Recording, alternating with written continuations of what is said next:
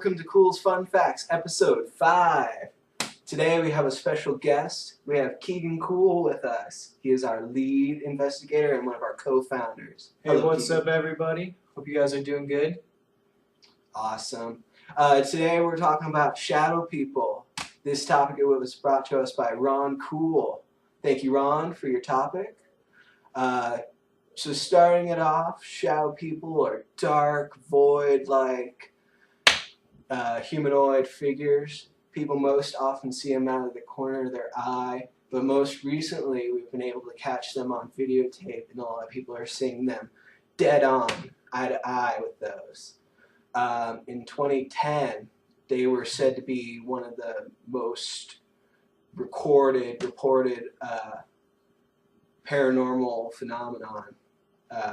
And Heidi Hollis from Coast to Coast AM, she's been interviewed on them several times. She believes them to have always existed here in our dimension. She believes they might also be, she believes that they feed on emotional energy, fear, mostly, and you can fight them off by using positivity. What do you think about that, Keegan? Well, my encounters, I was never afraid, but it always came like right in front of me. Back in the Hamilton house, we saw one right in front of the bunk bed that me and my brother Colin used to have, and I went towards it, and it was just black shadowy mass. And then when I go towards it, kind of waddled back. We call it the penguin because of how it walked. And all the other ones really just appear in doorways and the edge of like walls, like corners and stuff. But that's about it. That's cool. So just kind of hiding out in the corners, and then sometimes they come close up. Yeah, sometimes they come up close, but most of the time when I've seen them, it was like when I would go upstairs and they'd be in the doorway, down the hallway, you just see like the outline of a person standing there. And then would they just take off and disappear, or would they just fade away? Just kind of fade into the darkness. Okay, cool. And speaking with that, most times people, it's almost just like an absence of light where a shadow person is. And you've probably seen videos of shadow people. One very famous one that I know of is off of Ghost Hunters episode, season 2. Where they visit the St. Augustine Lighthouse, and they have a static camera facing up, looking at all the floors as they go up, and you see the shadow person lean over the side of the ledge, and then shoot up about 2-3 floors, and then peek over again, disappear into the darkness. And I know Ghost Adventures have caught tons of them. Even in their first episode, you see a hat man walk behind some boxes in the Bobby Mackey's music world. And we were going to go there. We still plan on going there. Funds are kind of hard these days. It's a poor economy. Speaking of funds, though, go to our Facebook and check out our wildlife funds that we're trying to do. We're trying to get all the wildfire in Colorado. We're trying to help out them. Yeah, we're trying to help out the victims of all these tragic wildfires here in Colorado. It's destroyed over 300 homes. So if you want to donate to that, all you have to do is go to 1-800-RED-CROSS, or you can text Red Cross to 90999. That's 90999. And or you could go to contact the Summit Church, and they will help you with a tax-deductible donation. And you can donate however many times you want. The texting, it'll just take $10 out of your bill at the end of the month, or you can do how many ever times. Do it like 10 times. You just donated, a couple $100 to somebody. Help them out with their lives. People have lost everything up there. They have nowhere to go, no food, no home, no clothes, just what they had with them that they could take when the fire hit. So yeah, that was pretty cool. You got to talk to Pastor Wayne. Yeah. And we should have his interview that we did up on our Facebook page in the next couple of days. I've been working on that one. Yeah. It's pretty interesting to hear some of his personal experiences with the paranormal. it's pretty awesome. He seems like he's really into the paranormal, which is really cool. Yeah. And it's not often that you see religious figures that are really into what we do. A lot of times they push it away. It's taboo to them. So it's kind of cool breaching that gate. Yes. And, Yes, it is. but I didn't mean to stray off from the shadow people for Ron. Sorry about that. But yeah, shadow people. There's not a lot known on them. Just reported accounts, and they're always a lot of them are just seen out of the corner of the eye, which people think is either parabolia, which is where you're seeing things that aren't there. Your mind's just playing tricks on you. People with recreational drugs and stuff, if you take recreational drugs and you start seeing things, don't always account it to being with the paranormal. That's one of our big problems, unfortunately, when we do investigations, is folks will be on, they'll be drunk or doing recreational drugs or medication. A lot of times medication can cause hallucinations, sleep deprivation. If you don't sleep a lot and you're seeing a lot of things, try getting a good night's sleep. 10 hours or something. It might boost that and you might be feeling a whole lot better. Yeah, I mean, if we ever did a investigation for you, please, we have a form. Please tell us if you've been on any recreational drugs. It gives us a good balance on what we can keep as evidence and what we cannot. But yeah, with shadow people, if you're seeing it dead on, it's more than likely there. Shadow people, they have existed for a long time. People have always reported them all the time. I've never had an encounter per se. I've had other encounters with more like poltergeist activity, hearing furniture moving and walking and stuff. And when I was doing the demonic spirits episode, right before I was getting set up, normally where I had my camera, it was pointing towards my bathroom. And I looked at my computer screen where I could see the video recording, and I saw something just swoosh past me in the bathroom. And I knew it wasn't my cat because he was in the living room because I had just walked past him. And it was white, and it just whooshed towards my shower. And I went to investigate it. Nothing was there. Unfortunately, with most encounters, you don't have the camera rolling, and that sucks. It does. We've had another encounter when we, what was Memons Ridge? Memons Ridge in Castle Rock. We were walking through a densely wooded area, and you could see South Middle School? Elementary School. South Elementary School, and I just had this, I was in the back of our group because it was a small path, so we were just lined up. And it was me in the back, Keegan in the middle, and then we had Sam, one of our former members, at the front leading us. And I just could feel something, eyes on me, hearing footsteps behind me.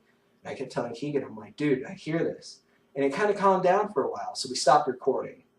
And as we were going past South Elementary, all of a sudden from the top of this hill that was to our left, you just hear something running down or just falling down the hill. And it just whooshed past behind me and then disappeared into the gully on our right. And Keegan heard it, and Sam heard it, and I heard it, and we jumped. Unfortunately, Keegan's got a bad leg, so he stumbled around. And to be honest, I thought it was like an animal, like a mountain lion or something, because they do live in that area. I thought it was like one of those kinds coming down at us. But there weren't any bushes or anything moving after it happened. Normally you'd see like debris moving, especially since it being a hill, you'd still see rocks tumbling, and you'd see the grass moving and stuff. And you'd probably feel a little gush of wind from how fast it was moving. I felt nothing, I just heard it. And but yeah, you know, you can't always catch these things. Shadow people are very hard to catch. Most times I've seen people just catch them on static cameras when nobody's around. And that's really the best time, because then you eliminate any of the researchers or investigators walking past the infrared light, which can make shadows. Even though it's not light, it makes like infrared shadows, which is kind of cool. But yeah, you can see their shadows walking by. So when there's nobody there and you catch a shadow, that's evidence. And when everybody's accounts, I wasn't in that room, I was on a different floor, I wasn't even in the building, I was going and getting tacos for everyone. You can't, it's hard to discredit that kind of stuff. And it's even better when it's something that's out of the view of the infrared light. Like if there's a box or a door or something here, the infrared light isn't hitting, it's just the ambient light. And you see something standing there. That's even better because that means there's nothing in the front of it to block that. Or even directly in front. If you don't see anyone in front of that camera and you see a shadow, gosh, it's pretty amazing. Yeah, it's kind of like the ones we would see at Waverly Hills Sanatorium when I was there that one time. Yeah. You'd go down the hallway and there's nothing there, and you like peek around the side, like down the other hallway, and you could just see like a shadowy figure down in the hallway there. And yeah, you can tell when it's not a person's shadow because it has more mass to it, and it has a weight, and it kind of pulls you towards it. Yeah. Yeah. It's pretty awesome. I mean, and you really get a feeling when there's a shadow person around. I mean, when you saw the shadow people, what kind of feelings did you get? Did you feel fear or? I mean, not really fear, but definitely while there's something there that's not supposed to be there at the same time. And you'll find out all about that in my video about the Hamilton House. But yeah, there was a lot of shadow people there, and they'd come in all shapes and sizes, male, female, giant shadow people, just blobs. I mean, anything. Yeah, and I mean there's no real dimension size to a shadow person. They can be really tall. They can be as short as, my vacuum here, just super short, or even just this tall and just be a little blob just moving across the floor or something. And they're super cool. Something totally interesting. I hate to really go into this, but this is more our field than cryptozoology or aliens or anything like that. So we really pick up on this stuff when you guys send us stuff about ghosts and apparitions and spirits and that type of field. We really pick up on that. We really do investigate into all the other stuff, but for now we are mostly focused on spirits and apparitions and that paranormal section of it, that sector of paranormal research. But is there anything else you wanted to add about that? Not really. I mean, I think if we keep going, it's just going to get into a really long video. But I mean, I think we covered all the basics of what shadow people are. Yeah. Yeah. And I mean, there's really nothing to be scared of when you see a shadow person. Honestly, just act like it's your own shadow if you see it. Yeah, there's been no accounts of shadow people hurting anyone. I mean, usually in the cases where people are hurt, it's demonic spirits or poltergeists. So. Yeah, and I mean, you would know if it was a demonic spirit or a poltergeist. Maybe not so much a demonic spirit since they show poltergeist activity, but poltergeist activity in any absence, stuff moving, footsteps, objects flying off shelves, which is really extreme activity if you start having things fly at you. But yeah, I mean, it happens all the time, especially if somebody dies and they weren't the nicest person in the world, or they were very protective over where they died, and they're still there, you might get poltergeist activity because they want to protect that area or keep people away because they don't like people. Well, another thing about poltergeist is you can actually create the poltergeist in your own mind. Yeah. But I mean, I think that's a discussion for another day. So if you guys want to hear about the poltergeist, send that in as a topic and we'll talk about it. Yeah, just send us a message if you want us to talk about poltergeist. That'll be on a later episode of Cool Fun Facts. Or maybe we'll start up a new series. Maybe you guys have an awesome idea for a series. Just send us those ideas. Like I said, I've said so many times before, I love to hear from you guys, and I'd love to hear from you more. Even if it's just saying, hey, or this video is cool, or keep going on that, or I want to hear more about this. Just send us anything. And with that, I really want to invite you guys to join us on YouTube, because we're going to start putting a lot more videos on YouTube. And on there you can subscribe and comment and like our videos. You really don't need an account. I mean, if you have a Google account or any sort of email you use on Google, it'll automatically take your account on YouTube and set you up. But you can go to ours by going to youtube.com/user/CoolzParanormal. Remember, Culz is in all caps and the P is in capitalization. And you can also check us out on Facebook. If you got a Facebook profile, like us on there. We enjoy seeing you guys like our videos and like our what we say. And you can go to that by going to facebook.com/CoolzParanormal. None of it has to be in caps or anything like that. Or we are still working on our homepage. And our homepage is going to be, it's www.CoolzParanormalInvestigators.webs.com. Webs is W-E-B-S. I messed that up on a previous video where I said it was Z. It's WEBS.com. But yeah, we really want you guys to like us and stuff. And tell your friends. I mean, even if they don't believe in the paranormal, I think they'd like our videos, because I like our videos. Yeah, so share our videos on your Facebook or your YouTube. Just trying to get our names out. It's greatly appreciated. Yeah, I mean, especially if we do a topic for you, it'd be really cool if you guys would share that on your page. Or if you really like an episode that you want people to see of either Culz Fun Facts, or Keegan's going to start doing the hoaxes episodes. And,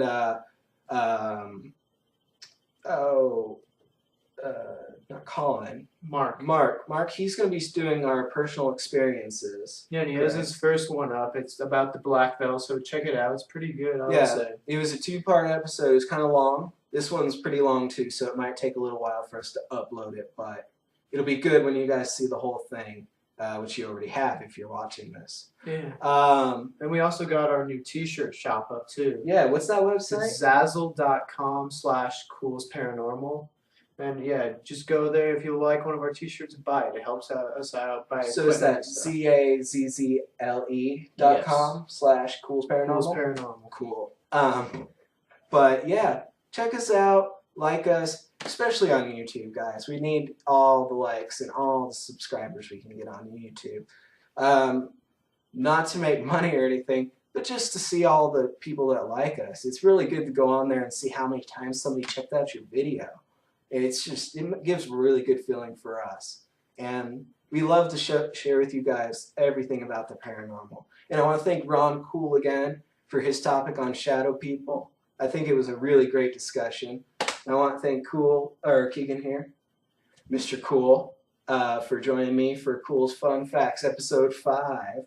Is there anything else you want to add to this? No, just thank you guys for your support. It's greatly appreciated, and we do enjoy hearing all your topics, and we do enjoy discussing all of it.